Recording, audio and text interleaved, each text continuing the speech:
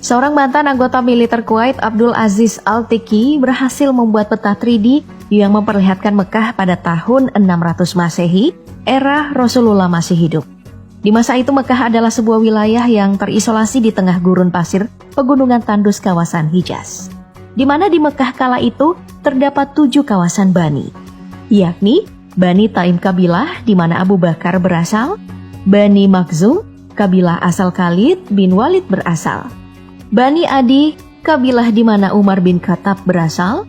Ada juga wilayah kedua Bani Adi, Bani Syam, kabilah Utsman bin Affan berasal, Bani Hashim, kabilah di mana Rasulullah berasal, Bani Amir, dan area Ka'bah yang berada di tengah yang menjadi pusat kota. Ka'bah kala itu masih ditutupi kain berkualitas tinggi bernama kiswah yang bercorak dan berwarna beragam. Di depan Ka'bah terdapat sumur air Zam-Zam. Ada wadah minum dan tempat mencuci. Di arah samping Ka'bah terdapat Darun Nadwah, tempat para petinggi berkumpul dan bermusyawarah di masa pra-Islam. Melewati beberapa rumah orang-orang penting bagi Rasulullah, lalu melewati jalur memutar dekat bukit, terdapat rumah Abu Jahal, penentang papan atas dakwah Islam. Di bagian utara dekat bukit kecil, terdapat rumah Siti Khadijah, istri pertama Rasulullah. Goa paling dekat dari Mekah adalah Goa Hira, tempat Rasulullah menyendiri yang biasa berangkat dari arah rumah Siti Khadijah. Bisa dilihat di peta ini, kota Mekah di masa itu masihlah sebuah wilayah kecil yang terpencil. Dan di video 3D tadi, Mekah hanya diisi kawasan rumah perumahan, di mana penghuninya adalah kerabat, musuh yang menjadi kawan dari Rasulullah. Semua bangunan tingginya sama rata, tidak satupun yang lebih tinggi dari Ka'bah, kecuali bukit dan pegunungan yang mengelilingi pemukiman. Di masa ketika Muhammad telah diangkat menjadi nabi dan rasul, Ka'bah diperbaiki dan begini penampakannya. Bagian sumur air Zam-Zam telah ditutupi dengan pembatas yang dimaksudkan untuk menjaganya dari hal-hal yang tidak diinginkan. Juga telah ada pagar yang mengelilingi Ka'bahnya pada tahun 700 Masehi, yang kemudian semakin bundar pada tahun 1200 Masehi. Tahun 1400 Masehi, penutup Ka'bah diperbaiki yang makin sempurna pada tahun 1500 Masehi.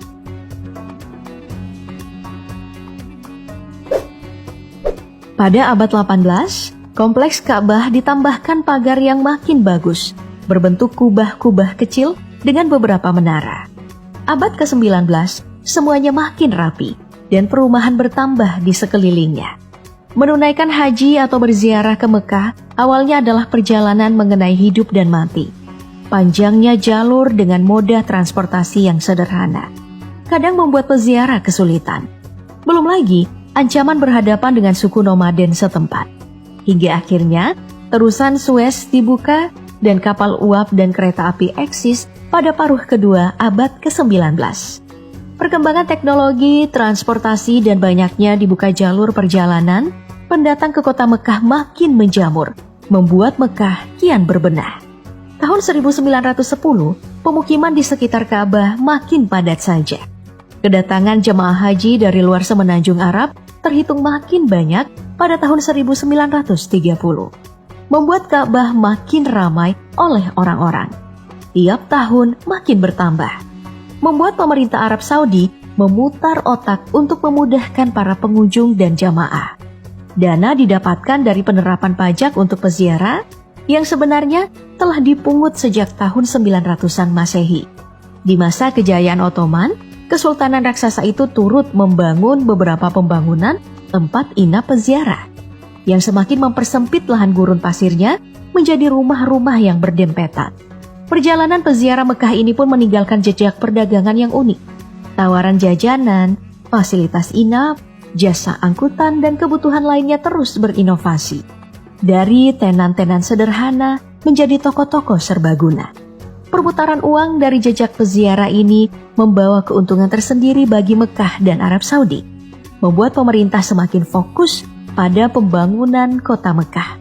Sebagai informasi, mobil pertama yang masuk ke Jazirah Arab itu adalah yang melintasi Mekah, dibawa oleh Syarif Aun Al-Rafiq, penguasa Makkah dari tahun 1882 hingga 1905. Ini menandakan bahwa Mekah adalah wilayah pertama yang berkembang di Jazirah Arab. Sebenarnya, pemugaran besar-besaran dilakukan juga setelah serangan banjir yang terjadi pada tahun 1941. Di apit bukit dan tanahnya tidak dapat menyerap air, Mekah memang selalu dilanda banjir besar. Sejak tahun 1950-an, berkat pengaruh Wahabisme, banyak bangunan bersejarah yang dihancurkan. Bukan hanya bangunan yang akan memancing kesyirikan, tapi juga bangunan yang erat kaitannya dengan Nabi Muhammad. Pada 21 April 1925, pemakaman Jannatul Baqi, tempat keluarga Nabi Muhammad dimakamkan, dihancurkan oleh Raja Abdul Aziz bin Saud. Di situ terbaring Safiyah atau bibi Rasulullah, Ibrahim, putra baginda Nabi, putra Umar bin Khattab, dan ibu Ali bin Abi Thalib, Fatimah binti Asad. Dari laporan The Guardian, rumah Khadijah sendiri telah jadi toilet dan rumah tempat tinggal Nabi telah menjadi perpustakaan. Itu terjadi saat perluasan area Masjidil Haram dilakukan. Yang paling memilukan bagi umat muslim adalah rencana penghancuran makam Rasulullah untuk perluasan Masjid Nabawi. Juga ada Hotel Hilton berdiri di lokasi rumah Khalifah pertama Islam Abu Bakar. Mengutip Time, lebih dari 98% situs sejarah dan keagamaan kerajaan telah dihancurkan sejak 1985. Dan sekitar 95% bangunan berusia lebih dari 1000 tahun di Mekah dan Madinah telah hilang untuk perluasan Masjidil Haram. Demi tempat yang luas bagi peziarah dan calon haji yang jumlahnya makin ampun-ampunan. Bahkan, kunjungan paling besar tiap tahunnya adalah yang ada di Mekah, Madinah. Hingga akhirnya di masa sekarang atau di masa modern saat ini, kota Mekah yang awalnya adalah wilayah yang terisolasi di gurun pasir, berubah menjadi kota yang dipenuhi bangunan-bangunan menjulang tinggi. Salah satunya adalah jam terbesar di dunia, jam yang berada di kompleks 7 hotel pencakar langit di Makkah, Abraj Al Bait. Jam bernama Makkah Royal Clock Tower ini dibangun di tahun 2012. Terletak pada ketinggian 600 meter di atas bangunan 120 lantai dan berdiameter 43 meter. Jauh lebih tinggi dari Ka'bah. Transformasinya cukup signifikan. Dan itu belum seberapa dibandingkan dengan rencana pembangunan di masa mendatang. Seperti yang diketahui, Pangeran Muhammad bin Salman punya rancangan kota futuristik bernama Neom, yang direncanakan akan dihuni tahun 2024, dengan memindahkan pasir dan gunung demi pembangunannya, dan menghilangkan ruang hidup warga. Dan untuk kota Mekah sendiri, di tahun 2023 akan dimulai proyek pembangunan Jalan Mekah. Infrastruktur yang menopang kebutuhan kota 100 tahun ke depan. Ini bersanding dengan visi Saudi 2030 yang jadi fokus MBS. Proyek Jalan Mekah ini menghubungkan Jeddah Makkah Expressway langsung dengan Masjidil Haram.